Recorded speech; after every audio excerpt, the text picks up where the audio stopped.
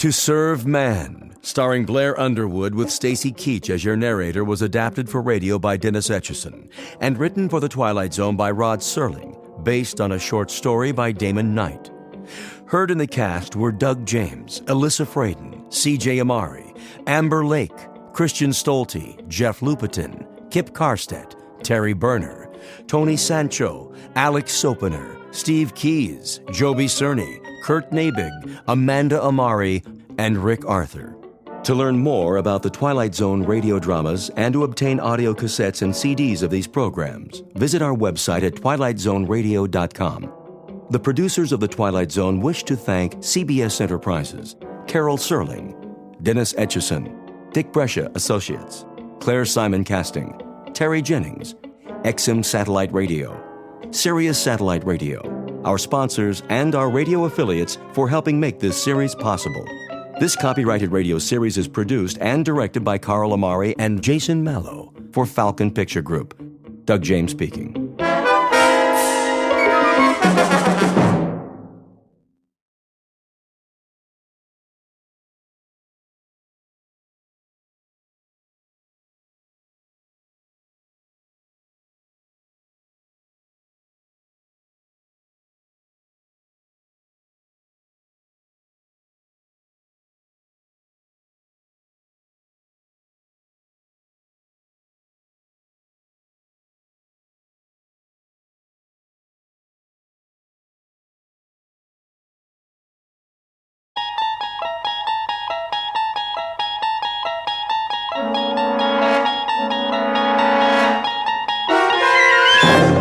You're traveling through another dimension. A dimension not only of sight and sound, but of mind. A journey into a wondrous land whose boundaries are those of imagination. Your next stop, the Twilight Zone.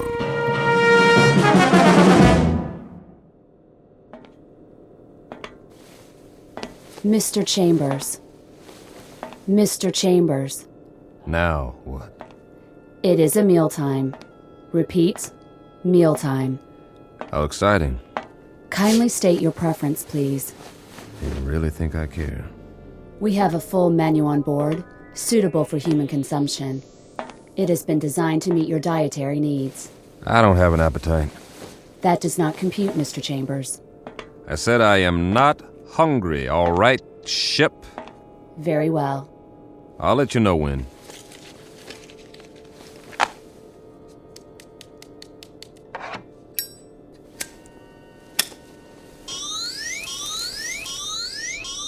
Safety alert. Oh, but it's just a cigarette. Please extinguish all smoking materials at once. Please extinguish. Okay. Deposit in appropriate receptacles. This is a mandatory safety measure. I heard you. Thank you for your cooperation. This is going to be a long trip. It is for your own good. Cigarettes are harmful. They are extremely hazardous to your health. And traveling through outer space, that's not. Comparisons are relative. Is that right? Please define your frame of reference.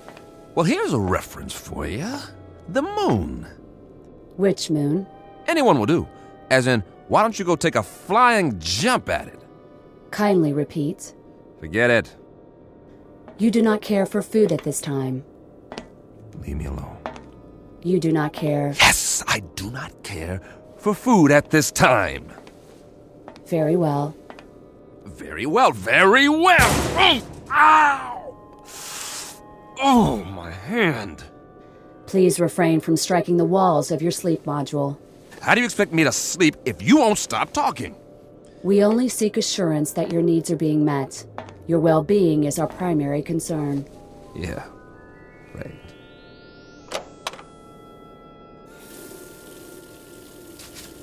Please conserve water. A man's got a right to wash his face if he feels like it. Mr. Chambers, your trip requires the careful use of life-sustaining resources. Please conserve the water supply. I forget it. I'm going to lie down now. Try and catch some shut-eye. Nothing else to do. As you wish.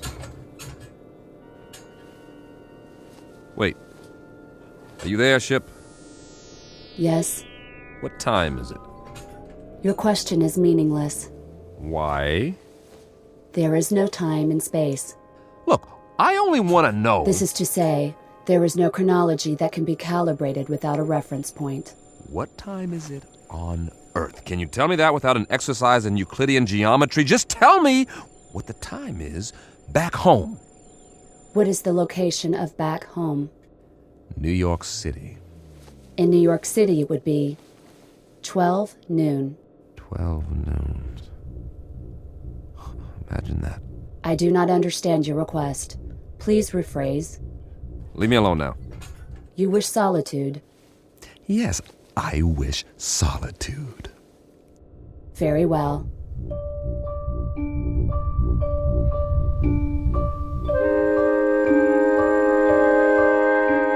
Respectfully submitted for your perusal, one Mike Chambers, linguist and cryptographer, formerly attached to the Pentagon.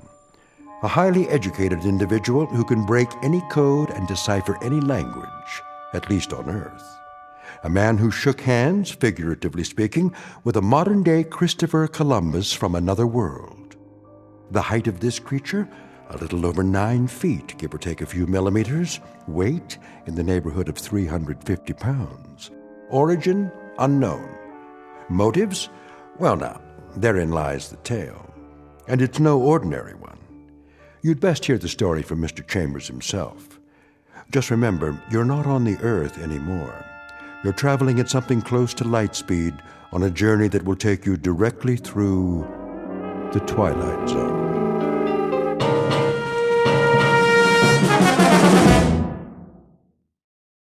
And now, The Twilight Zone and our story, To Serve Man, starring Blair Underwood, with Stacy Keach as your narrator.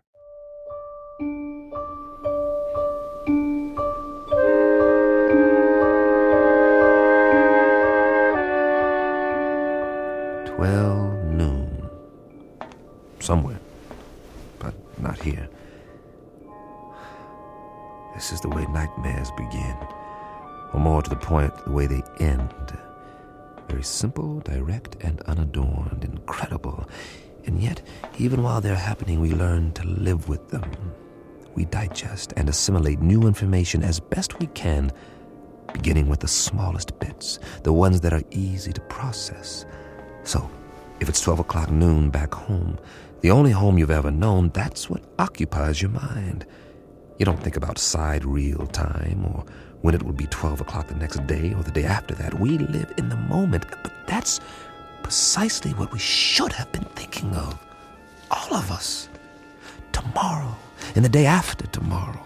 We were preoccupied with the hands on a clock while we could have checked off the days on a calendar, one by one, and appreciated all that we had while there was still time.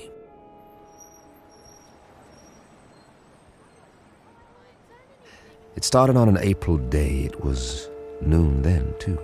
And people walked and drove and bought and sold and fretted and laughed as they have always done. The world went on much as it had, with a tentative tiptoeing along the precipice of crisis. There was the economy to worry about, and wars, and the Middle East, and all the other myriad problems, major and minor, that had been with us for years, but they had somehow begun to lose their edge. I suppose because we had grown so accustomed to them. And that's when it happened. Mommy, what's that? Why, I don't know. Something flying over in the sky. It must be an airplane. But it's so bright. I know what it is. It's a flying saucer. Oh, it can't be. Look, it is. That's when we first heard they had come. And that's when we should have prepared ourselves, but we didn't. Instead, we milled around like farm animals, worried only about our creature comforts, while the Secretary General of the United Nations made the first official announcement. I watched that broadcast, the same as you did, live from the lobby of the UN in New York City. It came from the lobby, not the General Assembly. That rather large auditorium was empty, not due to a long lunch hour or an ambassadorial walkout or even the end of the world. The representatives of all nations were at that moment watching their television sets and listening to their radios, much as were their peoples around the world. For, as it turned out, this would be a rather momentous afternoon. Ladies and gentlemen of the press, is this thing on? If you could move back, please, the Secretary General will answer all your questions. Move in. I'm trying. Get the shot. Where's the other mic? Take evening news remote. Take one. Get it now. This is live. Mr. Secretary, if we can have a shot of you. Look at the cameras, please. Please, ladies and gentlemen, may I have your attention? Quiet, please. No questions just yet. I have a prepared statement.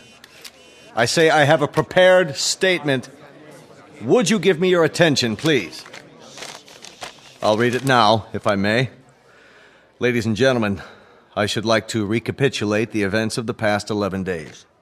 On the 14th of March, shortwave broadcasts were received in the principal capitals of the world. It was established that these transmissions did not originate on Earth. Rather, their origin was extraterrestrial. The first messages were merely announcements that there would soon be multiple landings at various points around the globe. We were assured that these landings would be peaceful and that there was no cause for alarm. Nevertheless, United Nations forces were put on alert. As you know, these broadcasts continued to grow in strength for several days. Is it true that they've landed? Please, no questions yet. At 11 this morning, Eastern Standard Time, the first landing took place in an area outside Newark, New Jersey. We have subsequent reports of additional landings in Russia, Norway, the southern coast of France, Rio de Janeiro, and several other locations. It is the position of the United Nations that it would be premature to assume hostile intent. Our recommendation is that the world's countries remain calm and make no show of force. All governments are being apprised of these events as they develop. The current situation at present is therefore... What do they look like? Yeah, what do they look like? Are they human? Or are they little green men? What do they want here anyway? As of this moment, we do not know who they are or the purpose of their arrival. We know only that several of their craft have touched down and that... Hold on, Mr. Secretary. Who's that? Looks like the guys from the Pentagon. What are they here for? Must be something big. Sir, Tell them that we have to do this. are you sure?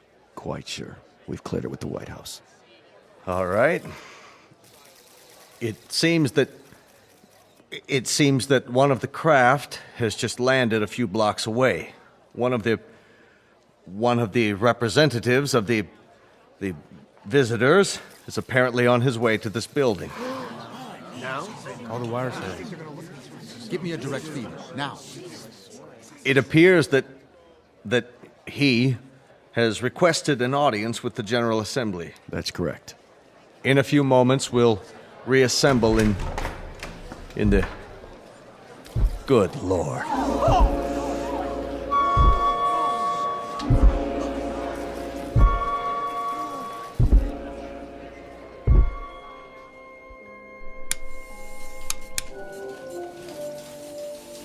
Mr. Chambers, Yeah? I think you'd better see this. What is it, a UN proclamation? They're not in session. They've called a special assembly. This looks important. We don't even know where the ships are from. Once we triangulate the signal... Will you look at that? What? They're here. Jeez Louise, the size of him.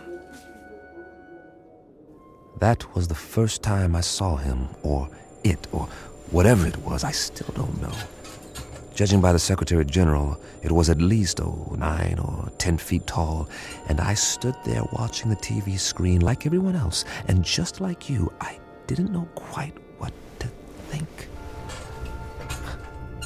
Funny, I'd always imagined that first contact would be some kind of transcendent experience with special effects and a heavenly choir. The shock of finally seeing the other. Something not human, that's not from around here. Definitely not. But to be honest, all I felt was a kind of detached scientific curiosity. Was it intelligent? Well, it had to be to travel this far. Did it talk? I was soon to find out. We all were. Oh, weren't we?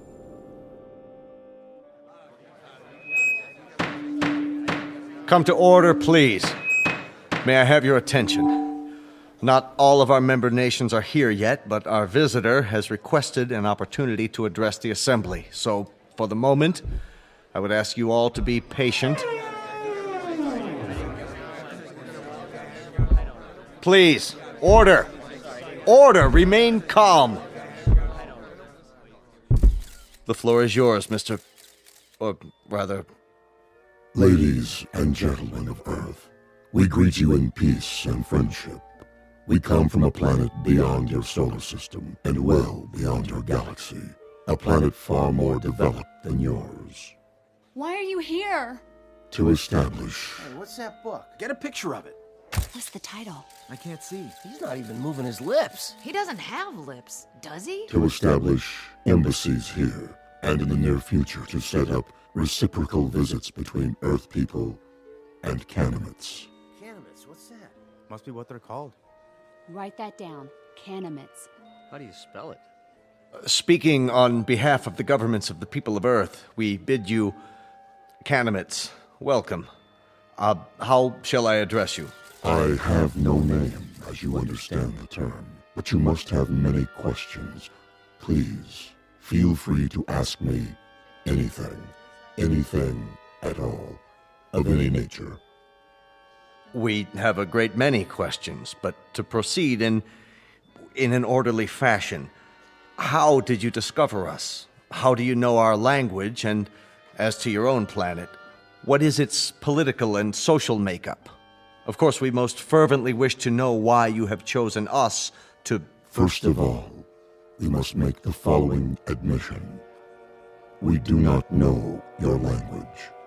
Then how... Our own methods of communications are mental rather than verbal. Hence, the voice you hear is artificially generated. Your words, or rather, your thoughts, are received and processed by an automatic translation device. My responses are in turn electronically altered to simulate vocal sounds in a language known to you. You cannot speak, then? Not in the literal sense. Astonishing. We understand you perfectly. As to your other queries, our planet is not visible to you. It lies far beyond what you call the known universe, but it is highly advanced technologically. Its political and social makeup are complex. I cannot describe it without first educating you in the basics of our society. That may be a lengthy process. Are you willing to be interrogated here at the United Nations in a special plenary session? All of our nation's representatives could attend. I'm sure they have many questions. I would be delighted. I believe that is the proper response. We thank you for your courtesy. Until then...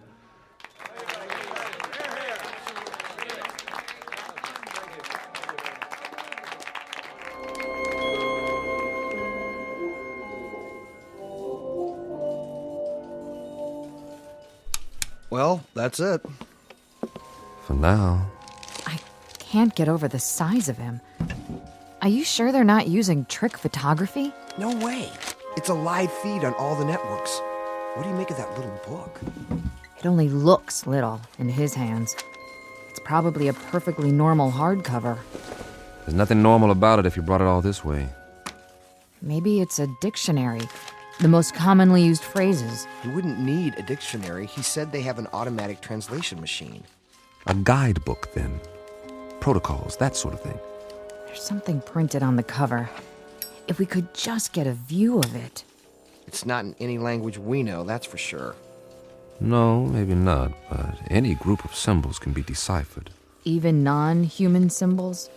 That would be a tough one, all right. If he brings it with him next time, I can capture the image and try to enhance it. Do that, would you, Randall? This may be the challenge of a lifetime. I have got to know what it says.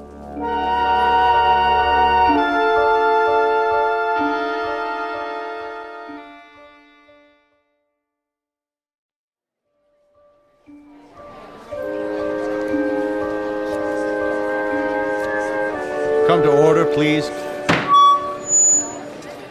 Order. This meeting is now in session. Members of the General Assembly, our visitors, the Canamites, have graciously acceded to our request that their representative appear before us to answer further questions. The meeting is now called to order. We will proceed with the first inquiry. Senor Valdez of Argentina is recognized. Please use your microphone. You may remain seated.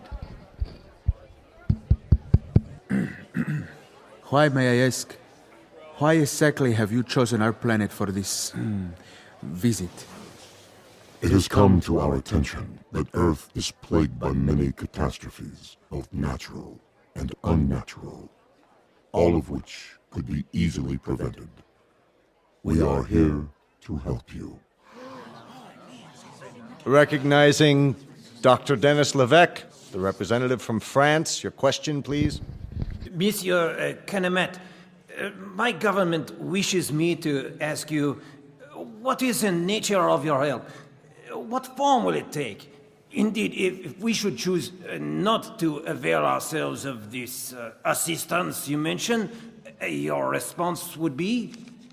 We will not force anything on you. You may accept only that which you choose. For example, on the morrow, tomorrow, that is, we will demonstrate an alternative power source, molecular in nature, which can supply a form of electricity to entire continents for the cost of a few dollars, or rubles, or pesos, or any other currency.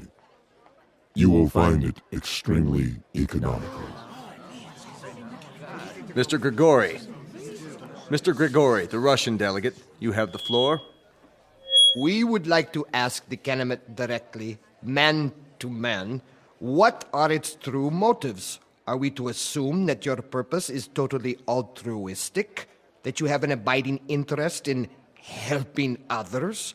Are we further to assume that there is nothing beyond this boundless humanity of which you speak? There is nothing ulterior in our motives. You will discover this for yourselves soon enough, by testing the various devices we make available to you. What devices? I think the representative has answered your question. For example, we can show you a simple way to add nitrate to the soil and end famine on Earth. We can demonstrate the principles of a practical force field to cloak each nation with an invisible wall, impenetrable by bombs, missiles, or any other weapons. This will bring international peace for all time, if that is what you want. Of course it is what we want. Of course it is what we want. In return, we ask that you trust us. Only that you trust us.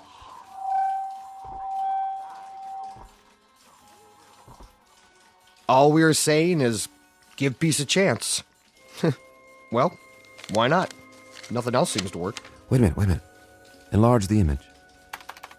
Did I just see what I thought I saw? You sure did. The Canamit left his book on the podium. Well, I'll be. He doesn't seem to have noticed. Cross your fingers. I want that book. I have a feeling it'll tell us plenty. Everything we need to know. If we can decipher it. Get on the phone and call the floor now. Tell one of the aides to pick it up with a stack of papers. Anything. Stage a distraction if necessary, but get it. Okay. That book may turn out to be the most important one ever printed. Here or anywhere else in the known universe.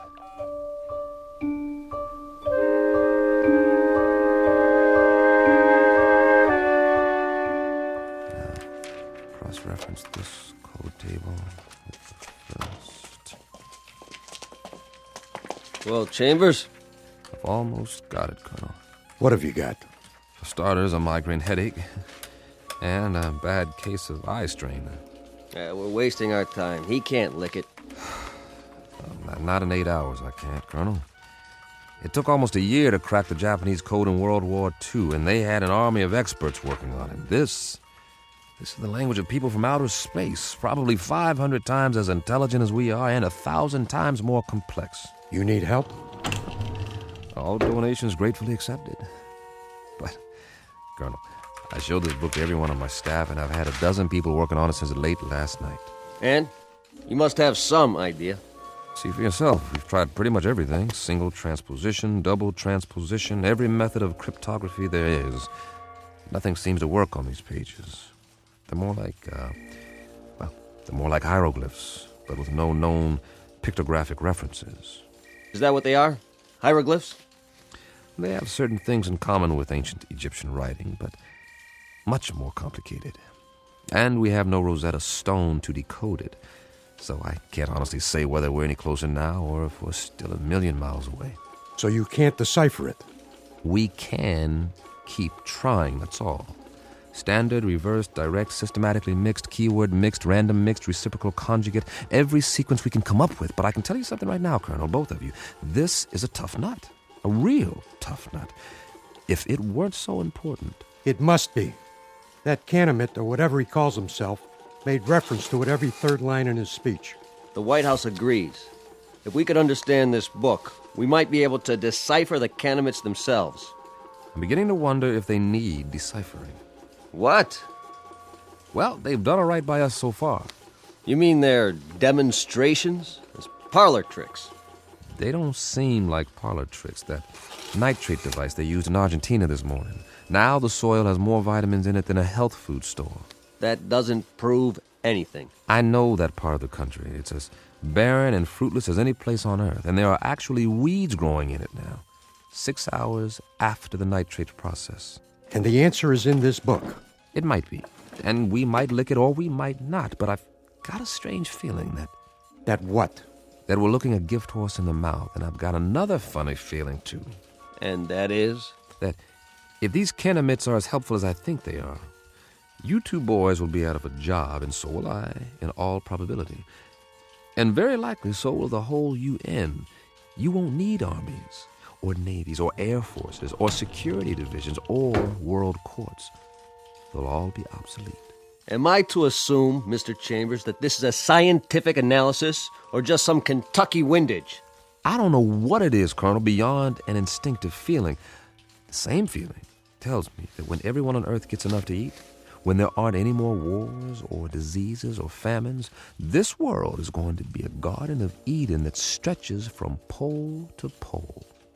Your optimism is refreshing, Mr. Chambers. But for the time being, I'd consider it a personal favor, not to mention a direct order from the Chief of Staff, that you continue your efforts regardless of how your feelings change. Keep deciphering until you break this code or language or whatever it is, and tell us precisely what the bloody book says. I'll do my best. No promises, though, gentlemen. Now, if you'll let me get back to work. Jim, I think we've... What is it, Pat? We tried a new computer sequence. And? Look at this. We've got the title, anyway. You translated it. Are you sure? What does it say? This is an overlay. Place it over the cover of the book, like a template. Ah, brilliant. You're going to get a promotion out of this. You know that, don't you, Pat? No, it wasn't just me. Well, now, that makes the cheese a little more binding, doesn't it, Colonel? Let me see. It seems that our visitor's little textbook bears a very simple title right here on the cover. Well, what does it mean? What does it look like? I'd call that a fairly altruistic phrase, wouldn't you, Pat? I'd like to. It does seem unambiguous. It certainly does. It's a handbook. That's all. What does it say? Read the title for yourself. To serve man? This book is a set of instructions about how to do exactly what they've said. To help us, to help the world. How much clearer do you want it? They came here to serve man. That was the title of the book, no doubt about it. Pat and the rest of the staff had done it. They had come up with a template that deciphered the symbols on the cover, word for word. It was a place to start, and the most important one. At least we had confirmation of the Canamit's intentions. Everything they had said was quite literally true. They were here for our sake. Of course, not all governments would be as easily persuaded, so at a closed session of the Security Council, our visitor was put to the test. The Pentagon provided credentials so I could attend, and I jumped at the chance. This was one meeting I couldn't afford to miss. If it went according to plan, the world would find out once and for all what, if anything, the Canamites wanted for themselves, and whether the price, if there was one, was something the Earth could afford to pay, though I, for one, didn't expect any surprises. Would you? Never in a million years.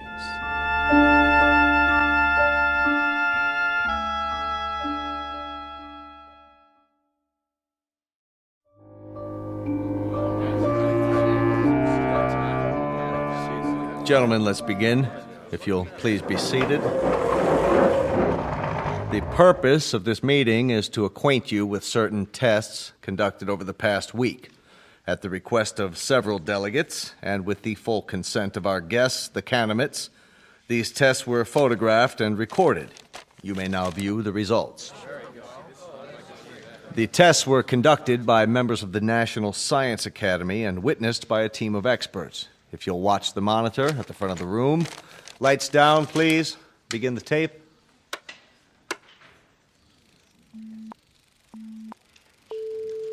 This machine is a polygraph, the standard instrument for measuring the proof or falsity of a statement.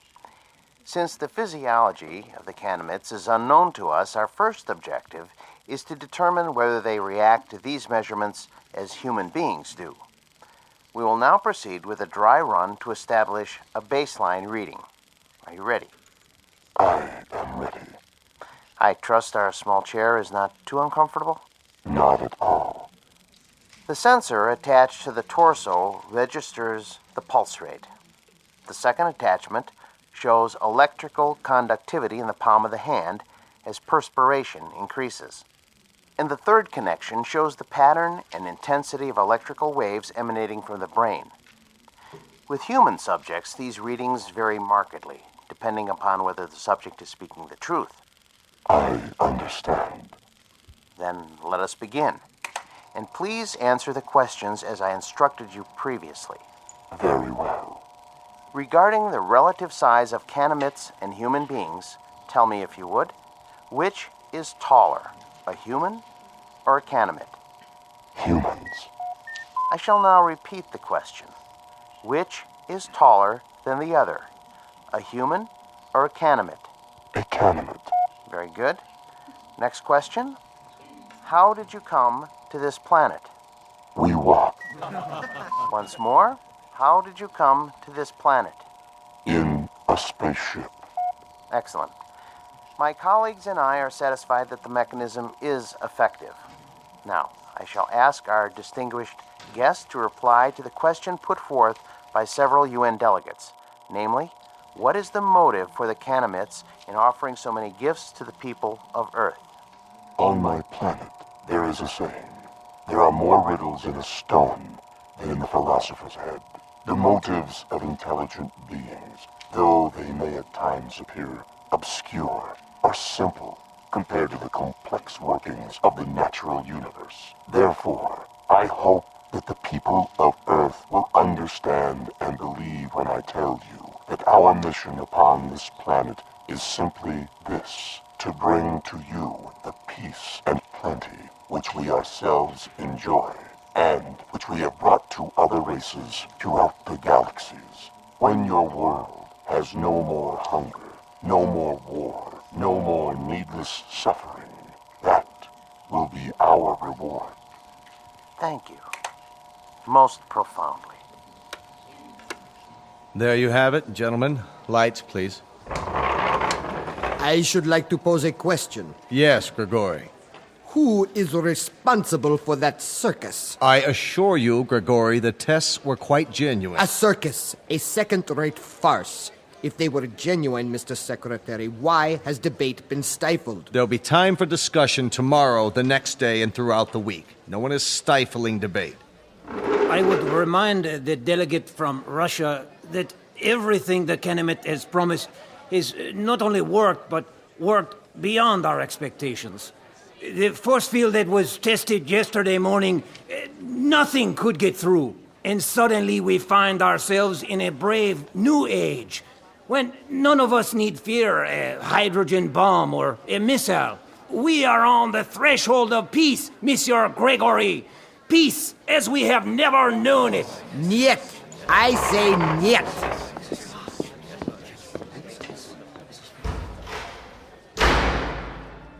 After that, there was no stopping the Kenemets. They were everywhere, performing miracles of one sort or another around the world.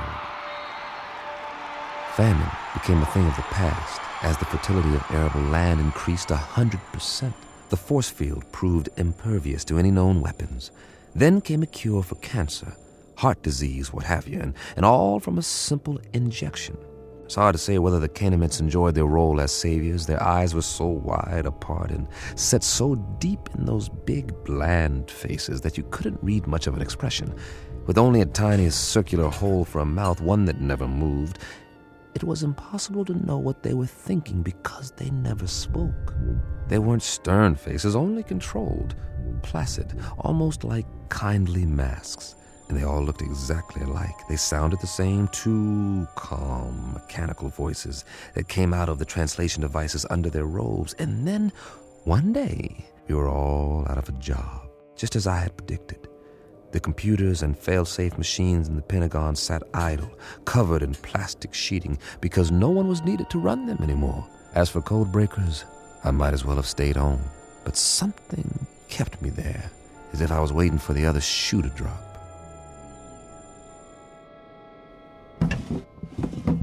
Mr. Chambers? Over here, Pat. I'm going home now, boss. Need me for anything? Like what? This isn't exactly a beehive of activity anymore. You can say that again. The new story of mankind.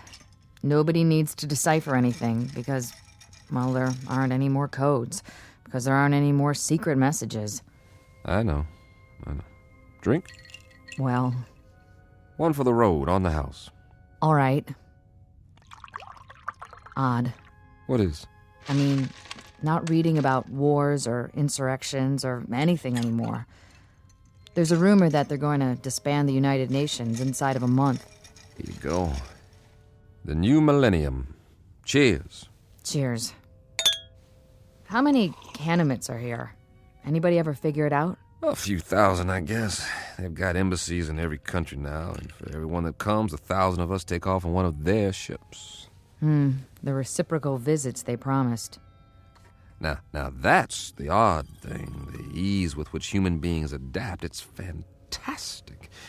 One day an astronaut orbits the Earth in a little rinky-dink tin can, and they think it's the biggest moment in the history of mankind. A few years later, they're standing in line waiting to get on a ship that'll take them 1 zillion miles into space, and they act like they're going on a picnic in the country. That's human beings for you. Nothing phases them. Are you going? The exchange program? I'm on one of their waiting lists. What about you, Patty? Oh, I'm on the list, too. The trouble is, their quota fills up 24 hours after they announce a new departure. But while I'm waiting, I may as well continue studying their language. Good idea. Words reflect the values of the people who use them. If we can understand the vocabulary... I've got a fair command of it now. It's not that hard, really. And there are hints. Huh. Of what? The shades of meaning, the nuances. Some of the idioms are quite similar to English. That's how we unlock the title of the book. I'll get through the rest of it one of these days. More power to you. I gave up a month ago. But if I can help you in any way... Sure, boss. Did I say something? If you can help me. That was the phrase, wasn't it? And I meant it. The only thing you can help me with is... Is what? Help me get rid of this knot in my stomach. What are you talking about? One of those nightmares when something's wrong, but you don't know what it is yet. A little bit of the old sixth sense. That tells you what? Just that maybe we should have looked this gift horse in the mouth, after all. For all we know, it could turn out to be a Trojan horse. Oh, I don't think we've got anything to worry about. I'm going where no man has gone before. How can I resist? Relax. I'll tell you all about it when I get back.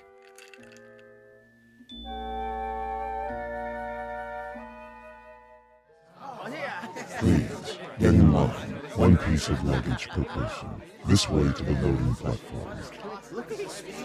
I'm so excited. I can hardly wait. What do you think it's going to be like? They say they got an average temperature of 76 degrees on their planet, and the sun never goes down. Wouldn't that be something? And their clothing, it's metallic cloth, just beautiful. Kind of like spun gold. My sister has a brochure. The day you land, they take you on a shopping tour, and you can have as much of it as you want for free. It's just one big holiday when you get there. They've even got a form of baseball with leagues and everything. Man, I don't think I'll ever come back. And the whole trip, it's millions of miles, mind you, the whole trip only takes a few days. May I help you with your bag? Why, yes, you may. Ooh, they're so polite. Please, keep the line moving. Watch your step. Take my arm. Can we sit together? Yes, you may sit together once you're inside. We're moving. Almost on board. This is going to be wonderful. Did you bring your camera? They're opening the door to the spaceship. I hope there's going to be other kids my age there. Boarding pass, please. Yes, right here. Mr. Chambers, proceed. Thank you. Mr. Chambers? Mr. Chambers! Pat, hi. Jim, please, You are just in time to say goodbye. don't get on. Are you kidding? I've been waiting for 6 weeks. You can refuse. There's still time. Well, don't say that too loud, or there'll be 1,000 people trampling over you to take my place. Get on board, please. Not yet. I'm begging you. What? Whoa, what's wrong with you, Pat? I finally deciphered the book. Hey, that's great. All of it. You're delaying departure. Please continue up the ramp. One moment. Well, Pat? Jim, the first page is just a collection of English phrases with their own translations. But the rest of the book, the rest of it. Will you move, mister? We're waiting to get on board. Step through the door, sir. Write me about it. I'll have plenty of time to read letters up there. Not as much time as you think. Jim. Now, Mr. Chambers, we must close the hatch. The rest of the book. It's not what you think. The title, To Serve Man. It's a cookbook. What? No, wait, what? Wait, no! A cookbook! A cookbook!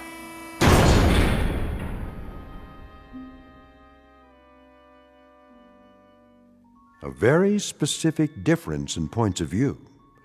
To the wee ones, the little race of tourists known as humans, it's a marvelous adventure, a voyage to outer space, a chance to get away on the greatest vacation ever.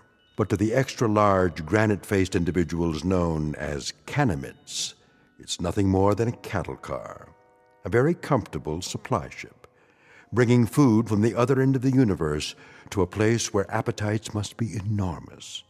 As I say, it's all in the point of view, a lesson in language and semantics from the Twilight Zone.